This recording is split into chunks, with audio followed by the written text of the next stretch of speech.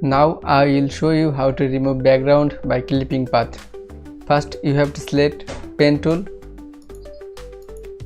then you have to path around the image.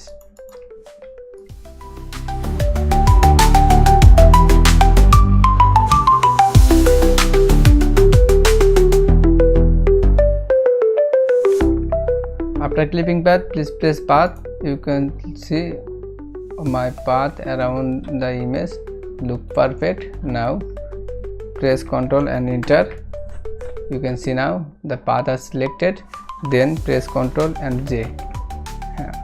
You can see two layers here. Just click layer 1 and press Ctrl and delete. Wow, just look, background are gone.